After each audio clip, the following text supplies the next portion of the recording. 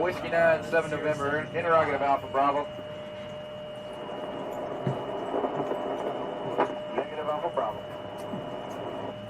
And this is 7 November Golf, Roger. Request you check your Romeo side. I'll go ahead and check my Tango side. 7 November Golf out. November 8-5, and 8-5, 7 November, say again. 7 November, go. I copied a while ago, 1 Charlie transmission that might be used, November, go, 1 Charlie, hello. And 8-5, this is 7 November, Charlie. 8-5 right now. Now 1 Charlie, 7 November, go. This is 1 Charlie, reference to your last, you're Brandon 158, extra 5 South Carolina, 1200 between teams, and local. Also request your unit take extra message to see if we can try to get Whiskey 9 and 8 for the playground. And this is 7 November, Roger, stand by. Got that. Got it? Alright. And all units, this is 7 November Golf. My unit Alpha, Echo, X-ray Alpha, Alpha in there.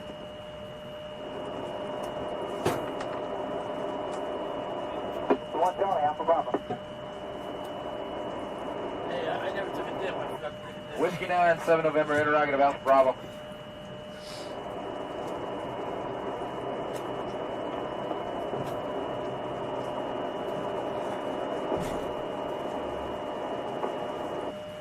Whiskey 9, Yankee, 7 November Golf, over. Whiskey 9, go. Whiskey 9, 7 November, interrogative Alpha Bravo. Whiskey 9, Yankee, 7 November Golf, over. Whiskey 9, go. Whiskey 9, 7 November, interrogative Alpha Bravo. Negative Alpha Bravo. And this is 7 November Golf, Roger. Request you check your Romeo side. I'll go ahead and check my Tango side. 7 November Golf out. November 8-5, and 8-5, 7 November, say again. 7 November, go.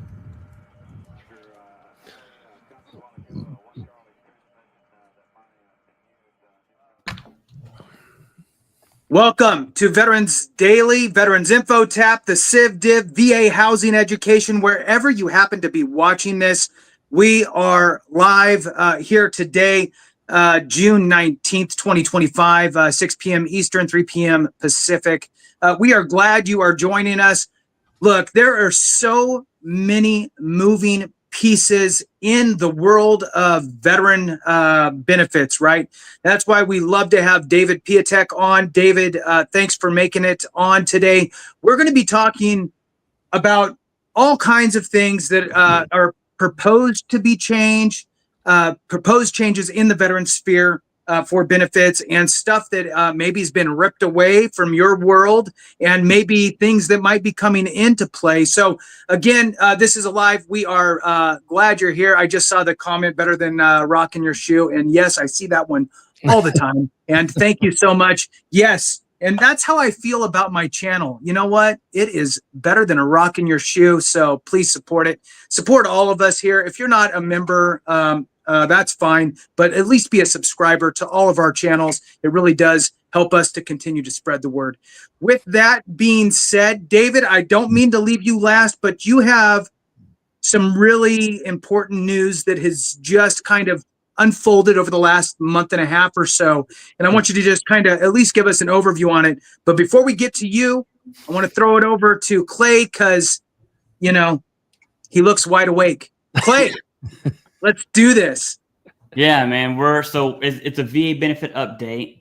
To my understanding, there's a lot of housing stuff going on. Dave's going to jump into that. A few weeks ago, there was 18, I think, bills that passed the House pretty fast too.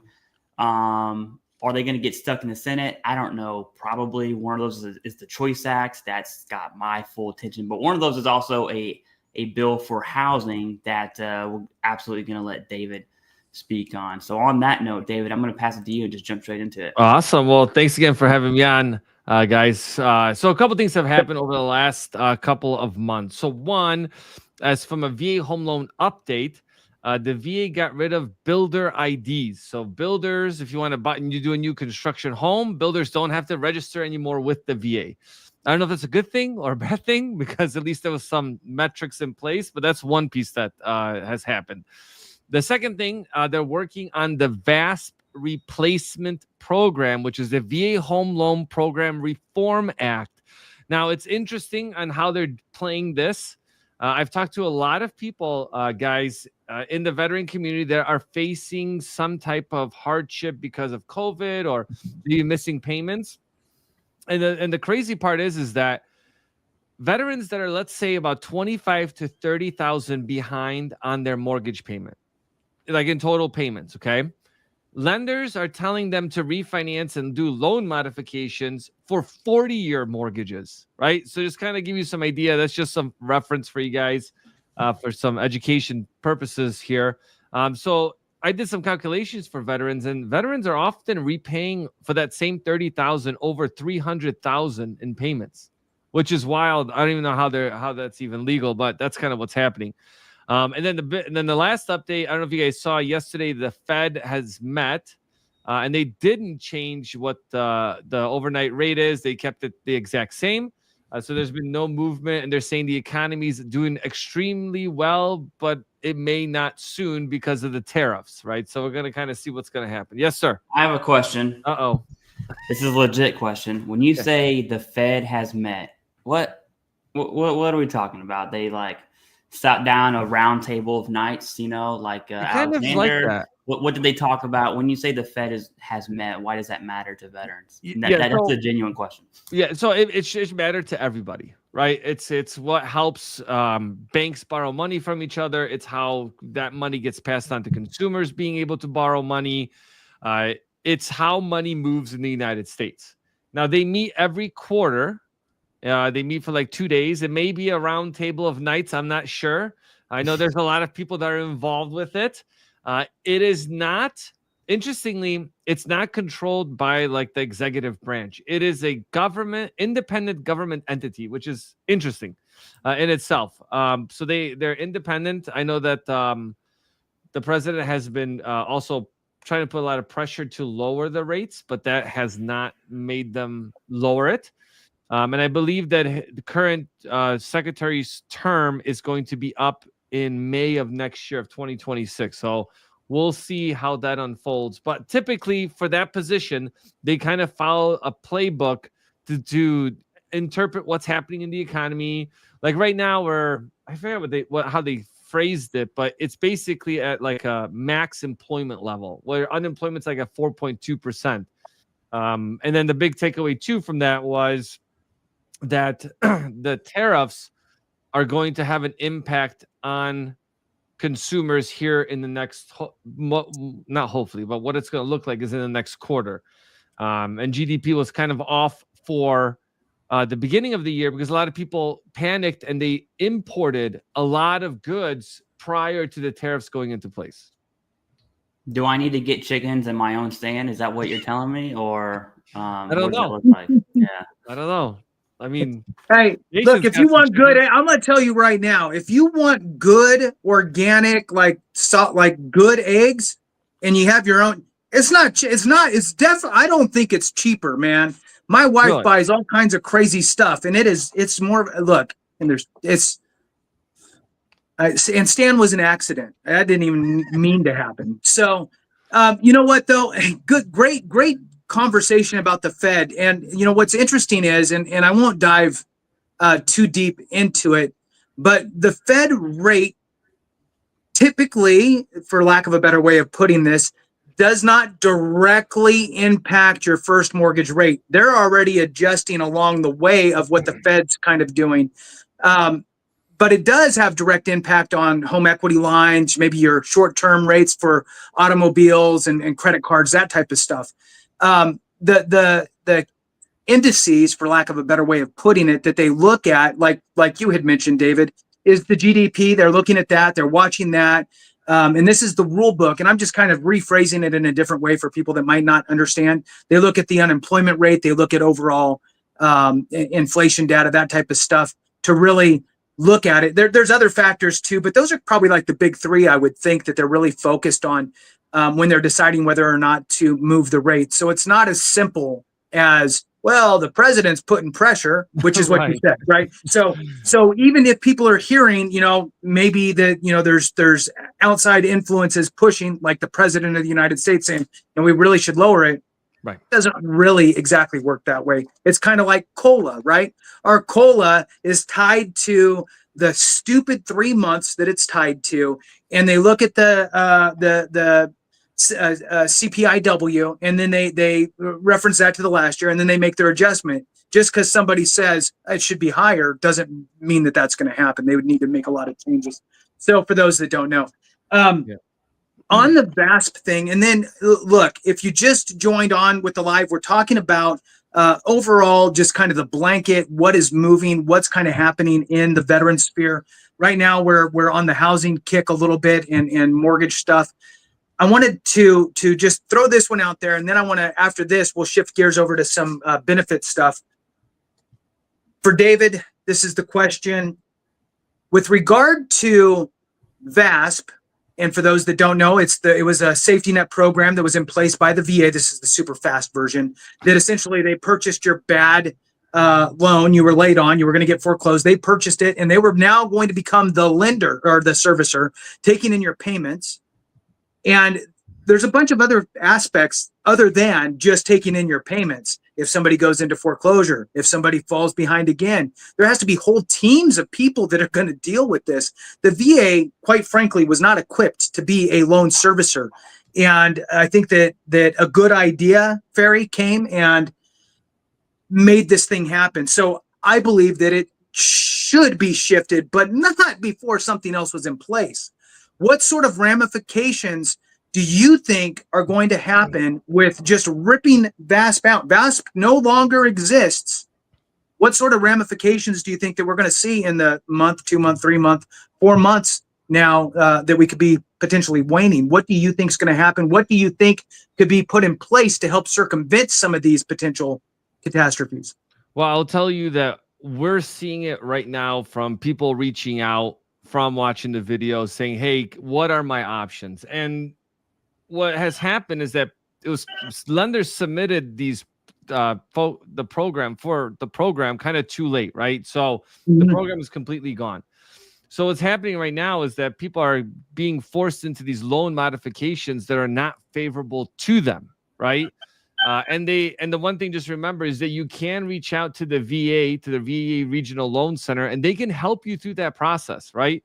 And it's not just from COVID. It's like life events happen, you lose your job, you can start missing payments, and those payments snowball because if you can't necessarily come up with $30,000 in the snap of a finger, right? The VA unfortunately doesn't have any power in between the VASP program, to my knowledge, and an actual bill being passed, right? Because they have to oblige to that. So it's on servicers right now to be able to dictate what is happening to the veterans' VA home loan. I'll just echo that you can reach out to the VA. You actually talk to somebody. You can get a hold of them. And if you really want to get your answers in writing, which I also suggest, is you could do a ServiceNow portal ticket. And I did a whole video on that not too long ago. Probably people skipped over it. They're like, why would I ever need that? Trust me, it's how you get your answers in writing. It's a great tool that you can communicate with the VA on, because then you know how it goes when you call them. They'll be like, oh yeah, we never talked to you. And I'm like, okay. So that's why we always get everything documented for them. I think it's a tough place for Jason and Clay is that when the example of you owe $30,000, but if you have to redo another 40-year mortgage and you have to repay 13 years of payments, that's sad. But the other option is you lose your home. On the other side, I think 90% of veterans that are facing foreclosure have over $100,000 in equity in their homes. So the conversation that I have with veterans will be like, well, yeah, I have a lot of equity in my home, but I don't want to move.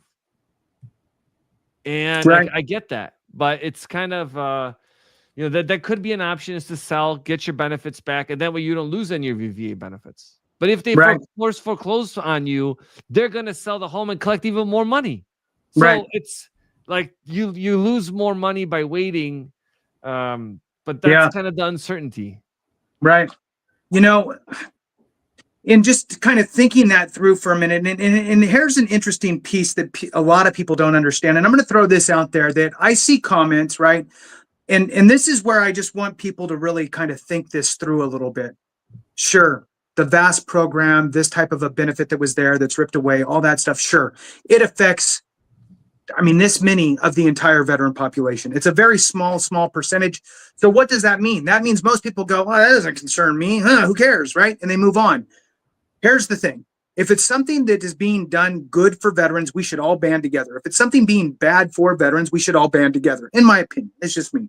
Now, I do see comments sometimes, because I've covered this as well, alluding to, look, you shouldn't put yourself in that type of a position. You should have, had forward planning and set money aside. Sure, it's easy to say that.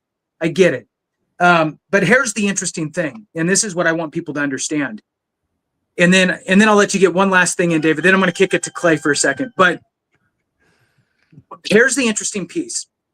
The rest of the nation who has a Fannie Mae, Freddie Mac, FHA-backed loan has more options when they're in default than somebody who has a VA loan currently.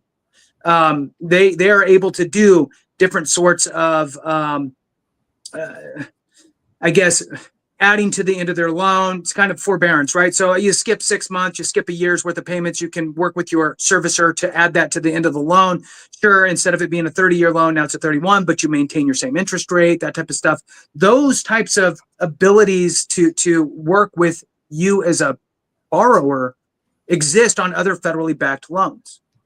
Not with the VA loan, except for a very brief temporary period during COVID, they allowed that. And then this is what, in my opinion, was the beginning of all of this. When they created that temporary program, they should have made it a permanent program to mirror all the other mortgages out there. But instead, they ripped it out. So anyway, I just want people to understand that your neighbor who's a civilian, non-veteran, who got a civilian back, a federally backed loan through FHA, has more options than you as a VA holder. So, any last thoughts on that? And then I got a question for Clay. No, I would definitely just hold on and sit tight if you can, and just explore options with the VA. To be honest with you. Yeah. And here's the other piece. Right now, as far as I know, the VA secretary has not put out essentially a stay on foreclosures for VA mortgage holders. So that could be a move as they try to figure out what the replacement is. If you are a veteran who has some sort of I guess, deep feeling about this, reach out to the VA, write a letter, what have you, reach out to your congressional members, let them know that you think that that's something that needs to happen. Clay, benefit changes for veterans on the horizon for VA disability compensation. Can you give an overview maybe on a couple different things that you see coming down the pipe? Yeah, the big three right now are mental health, sleep apnea, and tinnitus. Everyone has known that. The issue with this is we're less than 60 days out and they haven't kicked back the final rule, which is not, I don't want to say it's uncommon, but at this point they would have kicked it back if they weren't going to go through it. And the reason that matters is because these are changes to existing diagnostic codes. They're not adding diagnostic codes. So I'll give the example. GERD and IBS were brand new diagnostic codes. That has a longer process, more things to do. The new changes, they're just changing wording within the criteria. That's it.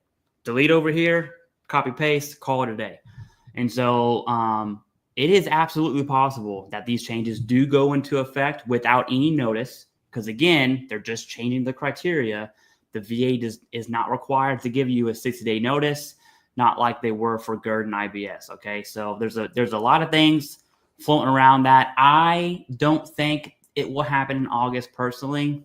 But just the other day, I was talking to someone who worked for the VA, and he gave me the opposite opinion. All right. And so now I'm like, well, am I going to believe myself, who's a YouTuber that makes videos in his basement, or am I going to believe someone who works for the VBA? Right. And so it's all over the place. The VA secretary is meeting with the VBA tomorrow. That's happening. It's not open to the public. Okay. And so we'll have to see what comes out of that, Right. Yeah. This is a big deal. And again, it's one of those situations where if you're already filed for everything that you're filing for, and you've already got all your stuff done and you're already in, the question typically is, am I safe from negative changes? Of course, you are safe from those negative changes. The VA will not reduce you solely based on a rating schedule change. But again, this is one of those situations where many hands make light work. And I believe personally that it's up to us who are already rated and in the system and doing things to really help to pave the way for those behind us, much like, Vietnam folks had to, you talk about an uphill both ways in the snow situation. They've paved the way a lot for a lot of the stuff that we have today. The Gulf War vets with the presumptives coming out, that type of stuff is really on the back of all the efforts from the Vietnam folks. So definitely recognize that. I want to just throw out Clay, and then I want to get your thoughts on this. When it comes to somebody wanting to go, okay, look, if we have rating schedule changes, and for the most part, we'll just be general. We could dive into it. There's so much nuance in this stuff, 1,000 different scenarios in one topic. So just kind of the overview. We have changes to the rating schedules for those out there that don't know. And now I don't even remember how many there are. There's maybe 15 or 16 or something different rating schedules that the VA uses that basically just separate your body into different categories, right? Muscular, skeletal, digestive system, and so on. Now the VA they've already changed 10 of them over the last, 7 years or so, 7 or 8 years. So they're wrapping up and they're continuing to complete this. The most recent one completed was the digestive system about 1 year and 4 months ago or so.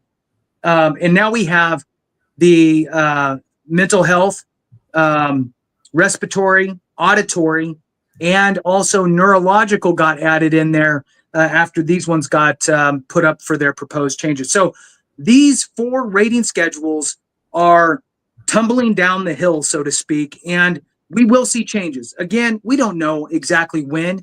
We do know that the VA has not updated the final date, which is August of 2025. They have updated it, Clay, 2 times? I think they've updated it twice. They've had 3 different dates. This year has been twice, yeah. Yeah, so they've updated it 2 times. So we haven't seen an update yet, and we're getting closer to August. So you would think that they would change it. So we'll see what happens. Curious to see what your contact says after tomorrow, and see what happens there.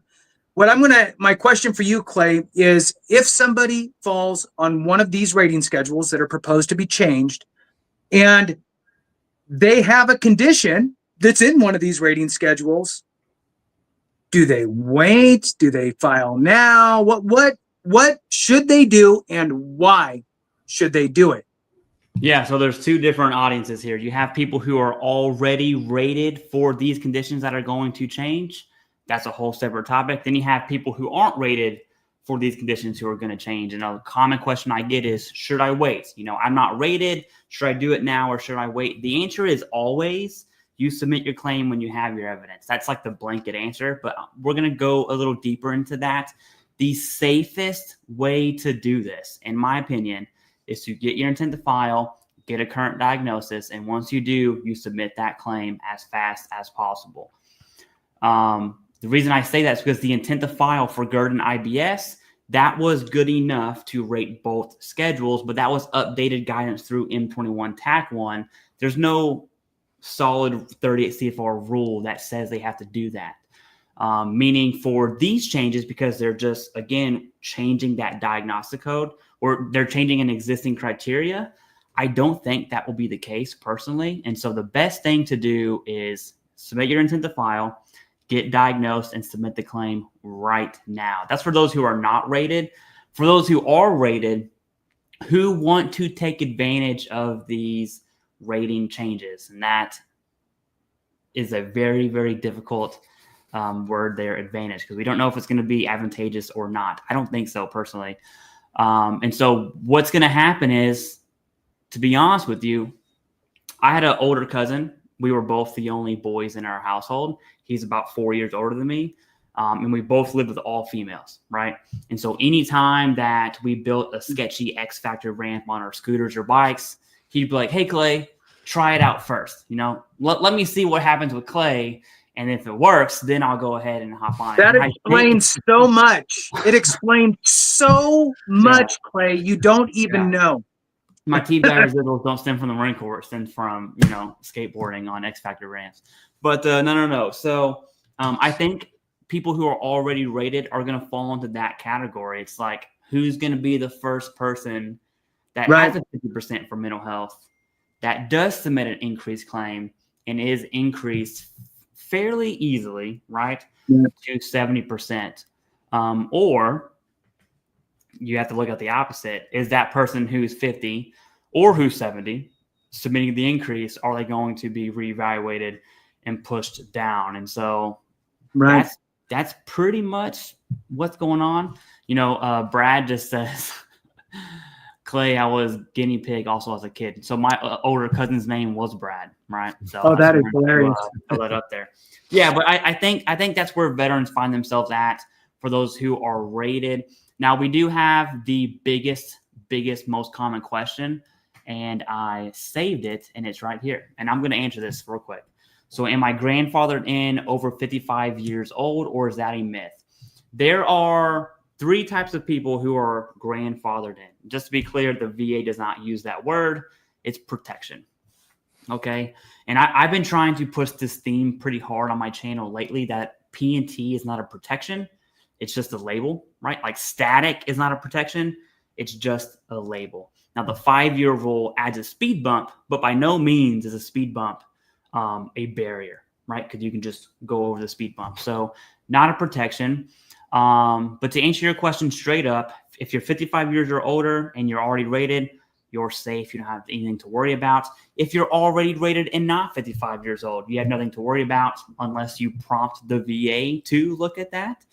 And that's that taking advantage of the claim. And then if you're 100% P&T, do you have anything to worry about? The answer is no, you are fine. All right. There's only 3 protections. This is, I'll end it on this and I'll shoot it back to you. The only 3 protections is a 10-year rule for service connection, the 20-year rule for the rating. And if you're curious, those are both based on effective dates.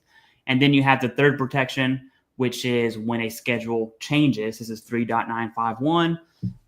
When a schedule changes, the VA shall not. It uses that verb specifically. I only know that because it's like shall not be infringed, you know. But hey, we won't go there. But yeah, so you're protected if you're already rated. That's it. P&T is not a protection. Static's not a protection. In my opinion, the 5-year rule is useless. They might as well not have it. And then if you're static under 5 years, that literally means nothing.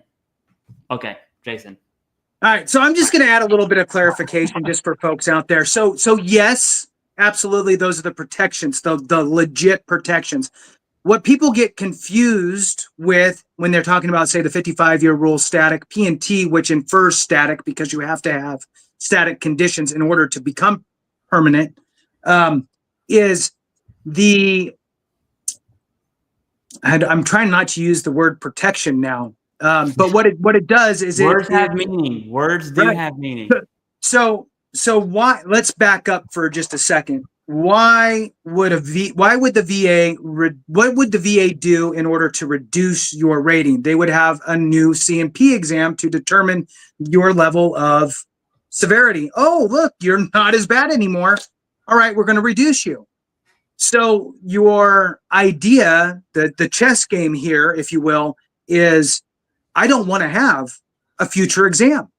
Mm-hmm. So if you're static and you prove to the VA that your condition is static, then they will not have a future exam for that condition. They will deem you static, meaning that they don't consider your condition to get any better.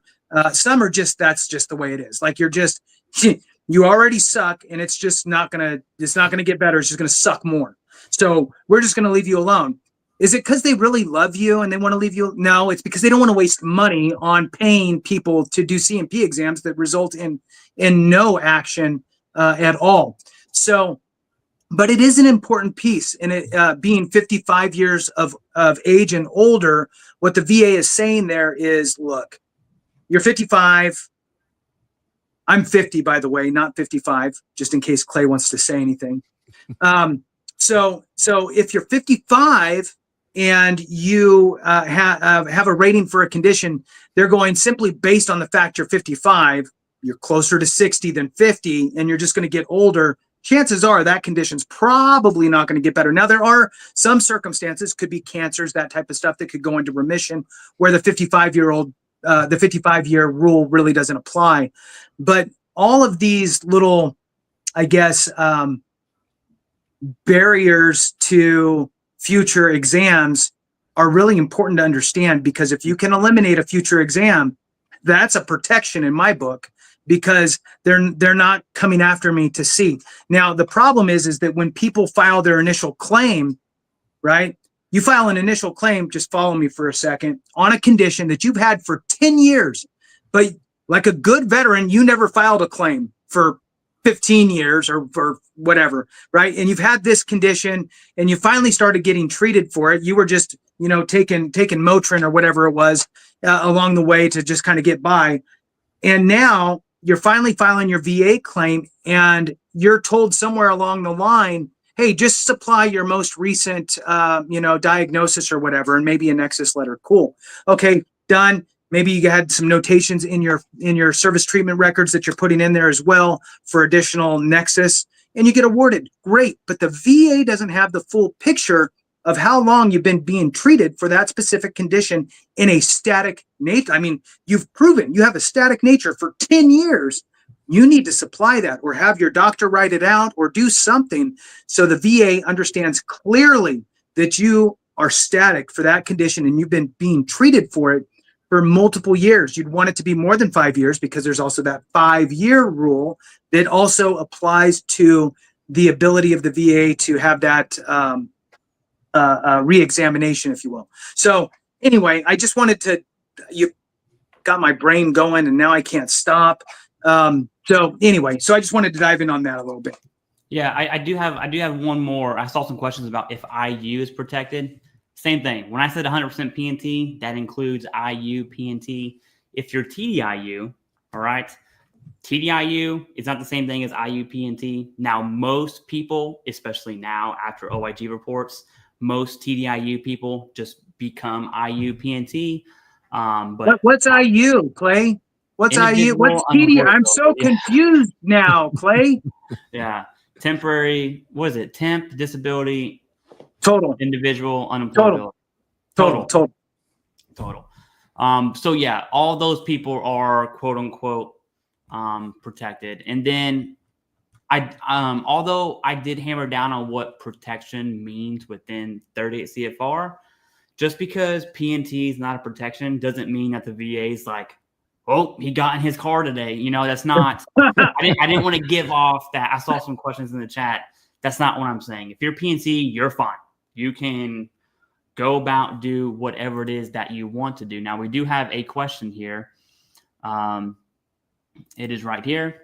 This veteran here, they are a member. Thank you for being a member. Appreciate that. Says they're rated 70% for PTSD.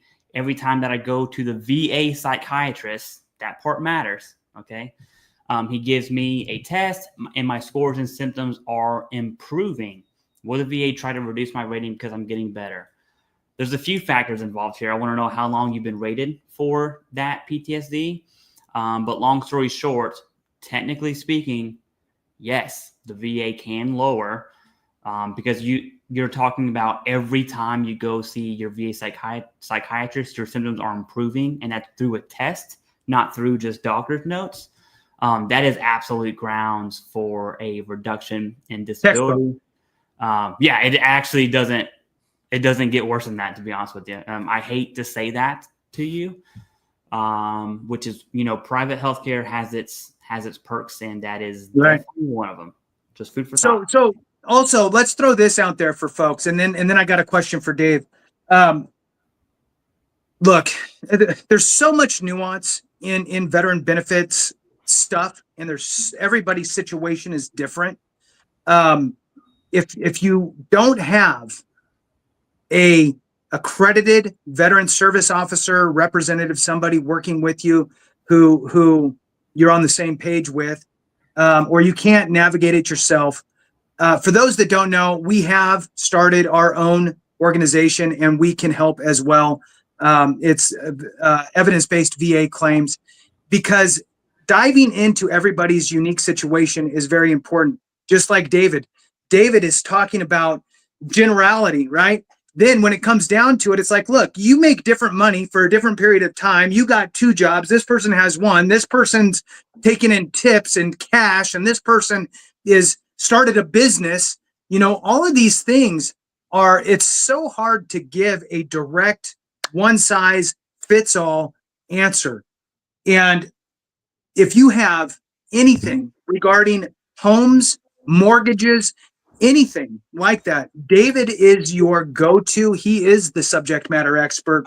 And one of the things that you talked about before, David, which just, I think that it's amazing, and people don't realize it. And I think oftentimes what happens is they end up losing out on what they could have done. What I want you to do is just explain the power of the VA home loan in this perspective. Maybe you used it to get your first home. Okay. Yeah. Or whatever, your house you're living in now. Now life changes. Maybe the house that you're in could become a great rental property, and you're looking at something else, bigger, smaller, whatever. As we get older, we go smaller. You want less responsibility. And when you're younger, you want bigger because you have a growing family or whatever. So whatever the right flavor is for the person's situation, kind of walk through how powerful a VA home loan can become in that perspective. Yeah, and I'll also echo something I've said before, is that the VA loan seems to get better over time, while VA disability seems to get worse. So make sure you file when it's time. Don't wait. But yeah, the VA loan itself is a powerful tool in the sense that it allows veterans to be homeowners faster than any other demographic out there. And because the VA loan does allow for 100% financing, it opens up the door. Because think about it, if you're trying to buy a $500,000 place at 5% down plus closing costs, it's a lot of money you have to save, right? And what we'll see kind of later in time, we see a lot of, maybe generational wealth being transferred. But for a lot of veterans, they're trying to do now, right? How can I become a homeowner? Another big piece with the VA loan is that it can turn into an investment property. You don't have to refinance out of it. So right now on the channel, we just dropped a couple videos around how to leverage the VA loan as an investment tool. So we're doing those every month right now, all different aspects of that, because for some veterans, they want to get into the rental game space, right? They want to have, at the end of 30 years, they want to own a couple properties that are cash flowing for them. Another piece with the VA loan is that, there's technically no limit on what you can borrow as long as you're eligible and qualified. Meaning, if you want to buy a $5 million home with no money down and you can afford the payment, you can do that. No other loan program out there can do that. This includes like single family homes, condos, which you can get, do require VA approval, but you can get a waiver. I got a whole video on that on my channel. You could do VA construction loans. You could build your dream home, including land acquisition. You could buy a 2 to 4 unit building, get rental income while living there. You know how many veterans you've utilized that? Now, obviously, it depends on your market. And you could qualify with just VA disability income. If you have a TDIU, you can use that as income. You got Social Security coming in, you can use that as income. So I think a lot of times people disqualify themselves without talking to somebody. So I'm just saying, reach out. you're going to talk to me. In the description, there's a link to schedule a call, or just check out the YouTube channel. Because I promise you, I don't bite. I'm not a badger, and we'll just walk you through it. Like, and I'm sure people watching right now that have talked to me, they'll be like, yeah, it's exactly how it is. You ask your questions, I'll walk you through them. Like Jason, you mentioned, everyone's a snowflake out there, right? No matter how similar you think your situation is to somebody else's, I promise you it's not, right? You may have the same job, same income, but your credit's different. Your spending habits are different, and you're going to qualify for something else. Right. Huge difference, right? Yeah. Same thing with like VA disability, the same component to that. So yeah, there's a lot of hope. And you know, the part that I've seen is that a lot of times veterans just won't. Only 13% of veterans have used the VA loan. And we'll talk to people, and there's no age limit, by the way, guys. You could be 99 years old today and get a 30-year mortgage. They can't discriminate against that. Yeah, you can get it at 67, right? There's no max age. That'd be like age discrimination. So Right. it's just huge pieces for veterans to just like, we'll have people in their 80s buy their first home using their VA home because they watch channels like this and they're like, I can actually do it. So even homeless veterans, you know what veterans become homeowners. That's awesome. To me, David, you said something that only 13% of veterans have used the VA home loan. Yep. In my experience, and Jason, I'm sure, has a very similar experience. We were both infantry in the Marine Corps. I'm telling you, like 98% of every single infantry Marine I know is like bottom of the barrel. Just, they're not bad people. They just they don't come from money, right? There's always that 1 or 2% douchebags that are like private school kids that want to like prove themselves, you know? Now they end up being squad leaders probably because they're way smarter than everyone else, right? But for the most part, at least in the Marine Corps infantry, and I think this is very similar for the broader spectrum of the military, is people join that would be deemed as underprivileged today, right? And so we have all of these benefits like VA disability compensation, the VA home loan. I can tell you right now, if I did not join the Marine Corps, I probably would have worked at Culver's, been a manager. I'd probably still be there. UPS has a big hub in Louisville, so I probably would have worked at UPS, you know. But the trajectory of my life would not be the same if I did not join. And it's not because of the military. It's because of the benefits after the military, right? So using the VA home loan, I've used it, I think 3 times, maybe twice. I would not be a homeowner without the VA home loan, period, especially where I live at now in Northern Virginia, just south of DC. It's like condos. My friend just sold his condo for $605,000, 1-bedroom condo in Arlington. And I'm like, bro, who's out here buying 1-bedroom condos for $500 million, right? But that's the market. And so, I'm willing to bet it's a very large military presence up here.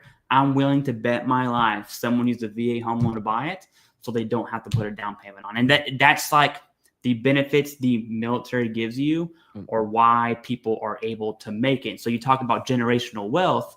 The only way that gets started is taking advantage of your benefits. 1, compensation, and then 2, VA home loan. And with compensation comes Chapter 35. I mean, Jason and I can talk all day about that, but it's like that's the start of going from nothing to something. It's that honorable discharge, and you either use it, right, or you just kick your kids down the stairs and says, "I served, you should serve too," and then and then you just keep that ball of suck rolling, right? I'm trying to stop the ball and say, "Hey, I don't want my kids to live in the suck," right?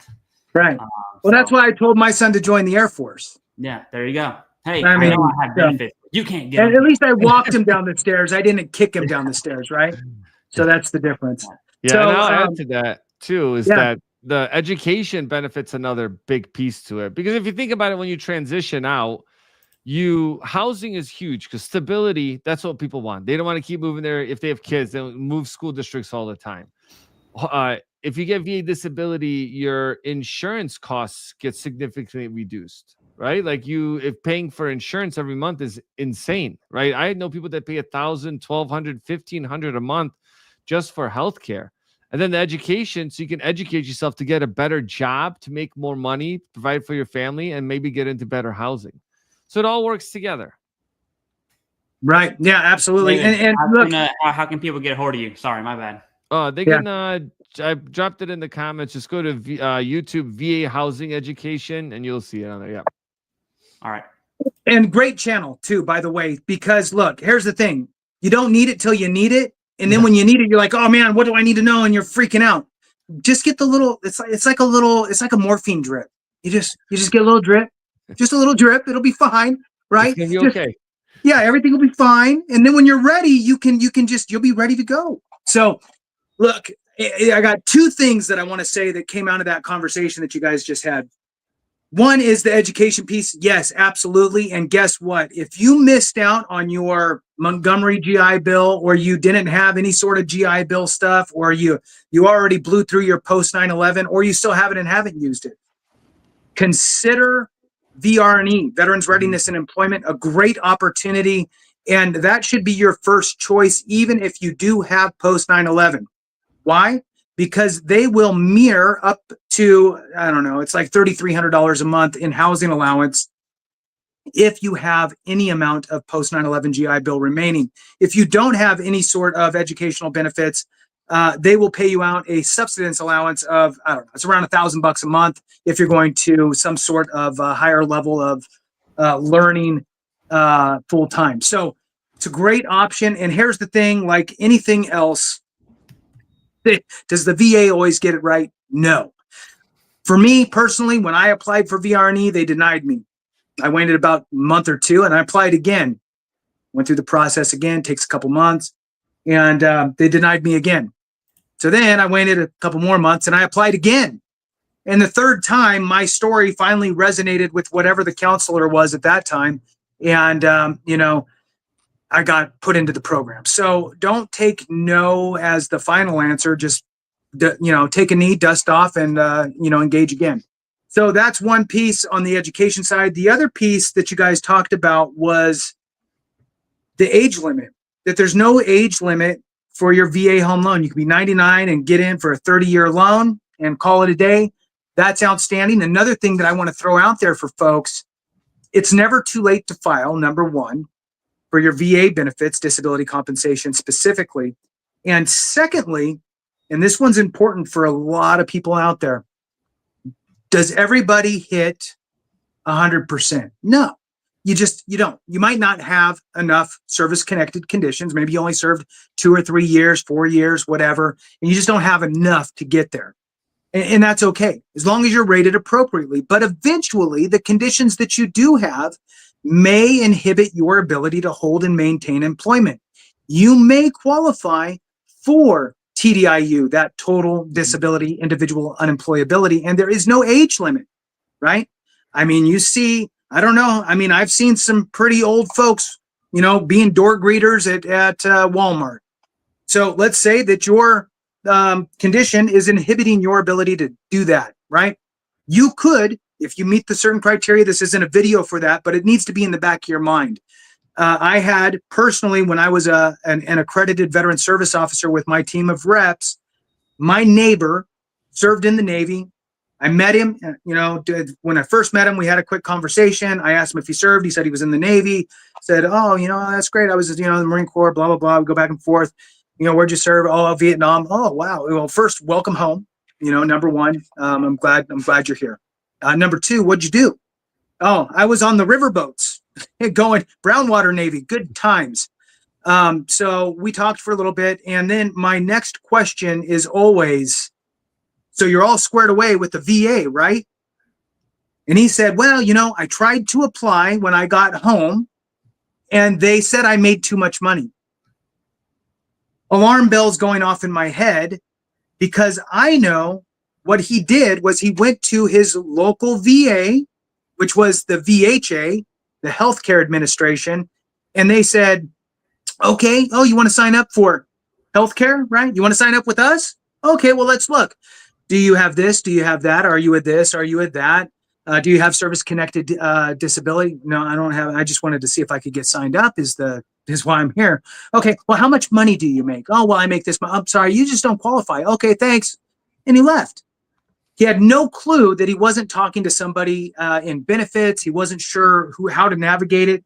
We got him through the process, got him 80% out the gate, and then turned around and refiled for individual unemployability, and that was granted. And he was in his mid-70s at the time. So just throwing it out there, you don't need to be young for these types of benefits. You can be older and still obtain them. Don't self-segregate out. Look at the benefits that are there and see if you can go for them. I Clay. would love to have like a, I don't know, back in your day, Jason, if computers. What do you mean existed back or in my not. day?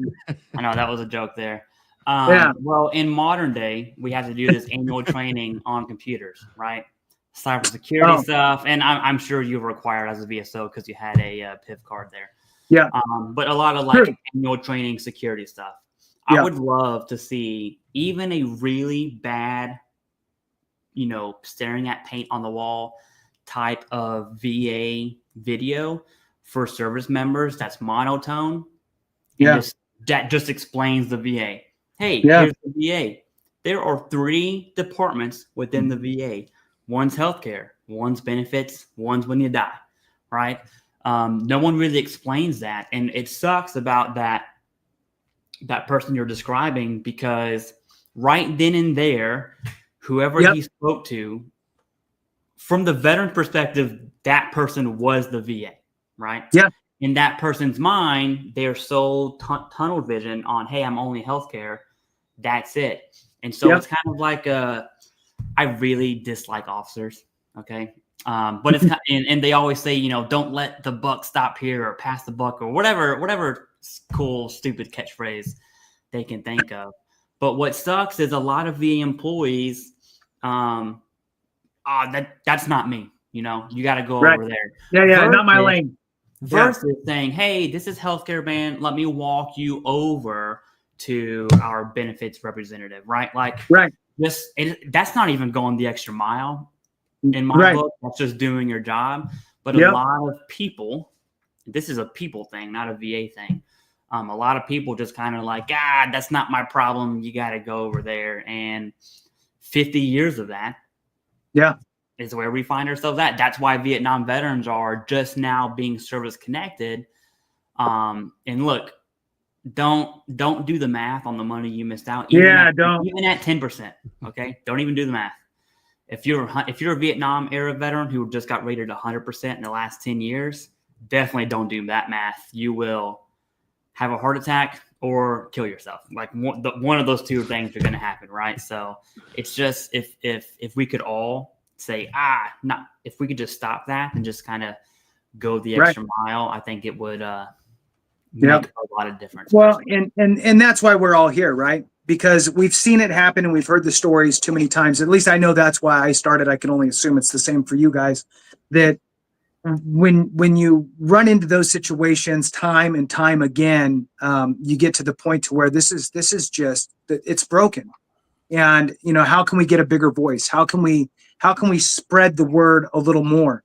The TAPS classes, I mean, depending on where you're at and depending who the coordinator is that sneaks in some good speakers that they're not supposed to, you could have a really good experience. Otherwise, you're getting an extremely monotoned VA person there that's just PowerPoint, sliding it, and people are texting, people are, talking to, trying to leave, whatever, and they're missing out on it because nobody's out there going, look, listen, this is each one of you in here has a multi-million-dollar lottery ticket. You're 20-something years old, and here's how the bear's in the woods, right? Let me walk you through this.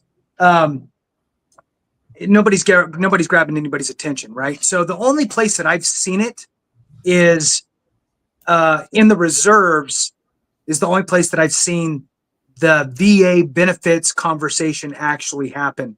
And it's because people were active duty, they got out, they got some disability, now they're in, and then they're sharing that information with their brothers and sisters in the reserves. So I mean, that's really the only place that I've seen it happen. David, Here's the fun fact for you. Yeah, Dave do it. and I don't know, 2 years ago, man, in person went to Fort Belvoir to teach the TAPS class, the TAPS 2.0, whatever it is they were calling it. What sucked is I got that person's contact info because I live, it's like 30 minutes away from me. Yeah. That person they moved on. And so I reached out to the next person. That person wanted nothing to do with us. And I'm just like, all right, whatever. They actually ended up canceling like that TAPS Plus program. It was a program to bring in outside providers to give extra information to veterans, right? So I did housing because I did the class there on housing, and they just kind of like skimmed over it and like, oh, you guys know this. We're like, oh yeah, we know it. And then I'm like, no, you don't. And you guys gave out the wrong info. So it was a big value add to explain a lot of things that they just didn't make time for. Yeah, so that was really disappointing. But some places still do those TAPS Plus classes where they bring in outside people. So I got smuggled into a couple different ones and was on just a rotation going in there, and they're like, hey, look, you got 30 minutes, and it's like, okay, here we go, and it's like, hey, 30 minutes is better than no minutes. And you'd be surprised, right? I always said, look, let me go right before you send them to lunch, so that way if they want to stick around, they can. And that worked out great. But unfortunately, you can imagine throughout the nation how many locations TAPS was happening where there weren't people like us there. And it's just such a sad thing. And now it's gone where you guys were. So I know we're coming up on time here. Clay, did you have any questions that you wanted to throw out? You look like you're glazing over, so I just wanted to see if you're still moving. First, I'm making sure people aren't talking baloney in the chat. That's my first priority there. We always have a few. Second, I do have some questions for David here. There we go. Mike Brown talking about refinancing. And then we'll kind of just do like a rapid answer here. David, I know you talk a lot, maybe like 30 seconds per.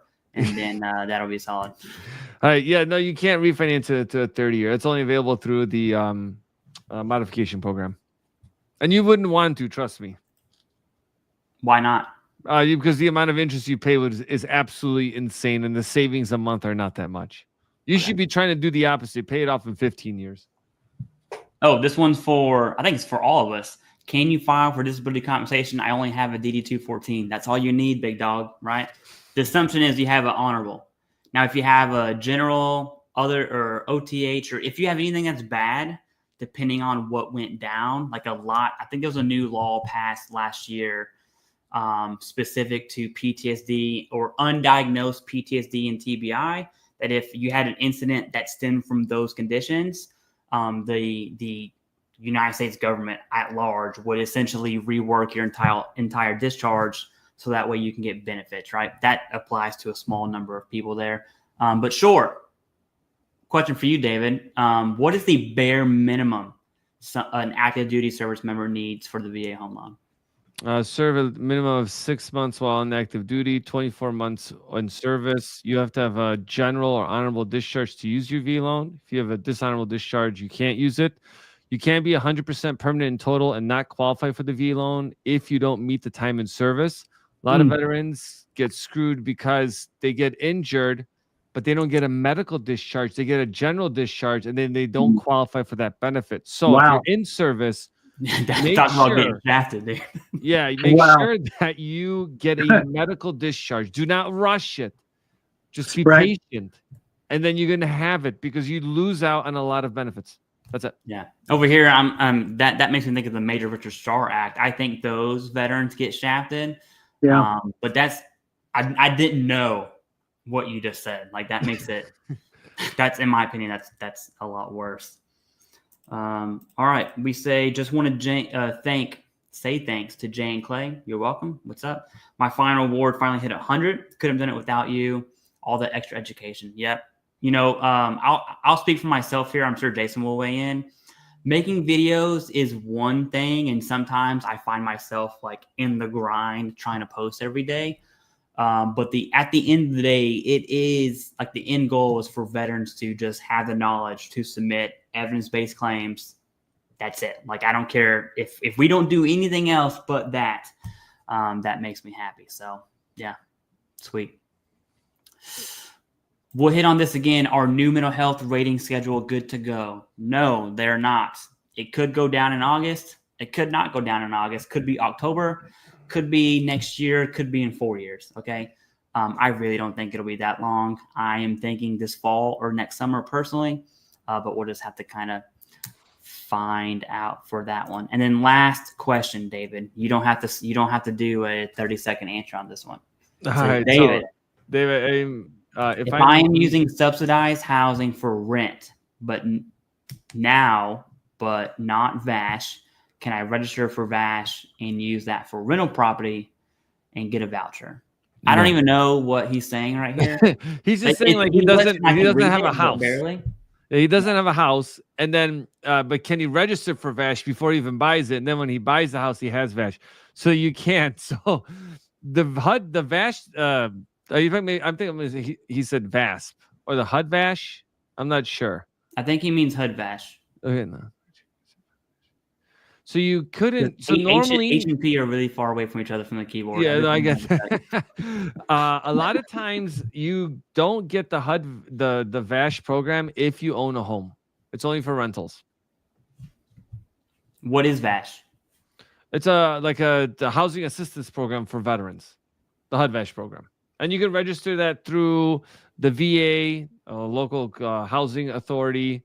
They're the ones who issue those. Yeah. And there's also a lot of nonprofits that have those as well. All right. And I guess I was going to say that's the last question, but we have another one. This one's a bomb. I just want to address this real quick. He's obviously joking. It says, if you say you stand with Israel, the VA will automatically double your percentages. I was 100% PNT. Now I'm 200%. He's obviously joking here, but I do want to bring up something. This is something I've covered on my channel recently. There's a fake article. Well, it's a real article bringing up connecting dots that don't exist. It's been retweeted or re-X'd, I don't even know what that word is, by House Democrats, by Democratic senators, by Republican senators, Republican House representatives, and the VA secretary has weighed in on this. It's a really big deal right now. I'm sure there's more to it, but I cannot wait to see what that is. Right now, it's not looking good. So that's all I got. What a way to end a stream, right? Yeah, you didn't even really say anything in that, which is the funny thing. So yeah. So are you talking about the potential? Are you talking about how they're saying that the VA has now the ability to not provide services based on political affiliation or anything like that, right? Yeah. If you're unmarried, if you're not married, and if you're unmarried, yeah. So you gotta go. So I just recorded 2 videos on that. It's funny. So, and I wasn't even going to cover it at first, but then I did. So the VA secretary has come out and said, yeah, no, that's basically veterans are veterans. If you qualify for services, we are absolutely serving you as a veteran. And then on the other aspect, what they're looking at is there's already protections in place that cover all those I forgot what numbers they are, but in all of their part of working for the federal government, right? And so if they did not do anything like that, they'd have so many lawsuits and lose all over the place, it'd be ridiculous. The other is you have the American Legion also looked into it, and they reached out to officials at the VA, and they're like, yeah, no, there's nothing like that is going to happen.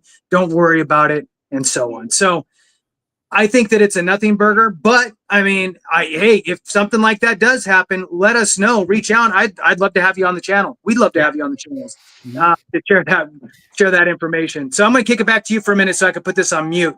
Yeah, just talking about these unmarried swine veterans walking around. All right, to end the stream here, I just want to give a shout out to everyone who joined as a member. I can't see which channel it was, but if it helps one of us, it helps all of us. So thank you very much, Merchant Seaman Community. Your name just made my day, just so you know. Yes, I'm immature. Sorry. John Sheets, thank you for being a member. Appreciate that. You got some sick glasses on your profile picture there. James Ray, thank you for being a member. We got Toby Runs a Lot. Okay. Thank you very much. I appreciate that. Especially that's a huge donation, dude. No need for that, but we definitely appreciate it. Also, stop running. It makes me sweaty. All right. And then we have Cowgirl Surf. Thank you. Sweet dolphins. That's all I got. Okay. I'll go ahead and end it. I think Jason's chickens roosters are mating or something. I don't know. It's a nightmare. It just really is. And it looks like it's an orca whale, not a dolphin. Dolphin, whales, whatever. Or porpoise. Yeah, if you my screen I use to record is like 5 feet away from me, so that picture is like really tiny. You should wear your glasses. You look smarter that way. I do need glasses, believe it or not. And she says it's dolphins. Thank you very much. I'm right. I'm always right. It is what it is. Anyways, if you want to contact David is a lender. Okay, just wait a minute. You're right. A lot of people kind of miss that point that David isn't a lender. He can literally help you. The reason we work with David, he's just a good dude. But for veterans specifically, he was an Army veteran, and you're currently in the National Guard. What state is it? Maryland or Confusion. I'm in West Virginia. West Virginia. I didn't know they had what they have. I have 14 civilized people. Okay, there's civilized people out there. West Virginia is a beautiful state. I will say beautiful. that. I love driving through the West Virginia Turnpike every time I drive home. That was when I was poor. Now we just fly, right? But anyways, David and Lender, you can contact him in the description of every single video of every single live stream we have. Right now, you'll see his contact information. You can actually click on the Calendly link and meet this beautiful bald-headedness face-to-face, one-on-one. I met with David to figure out my home loan situation, and I'm trying to get on top of that. It's a struggle. Anyways, that's all I got. Thank you very much. And if we don't help each other, Veterans Info Tap is the reason why. Yeah. No, that's wrong. That's completely wrong. That's completely wrong. Yeah, go ahead. How's it go? And remember, if we don't take care of each other, something went wrong. Nice. Like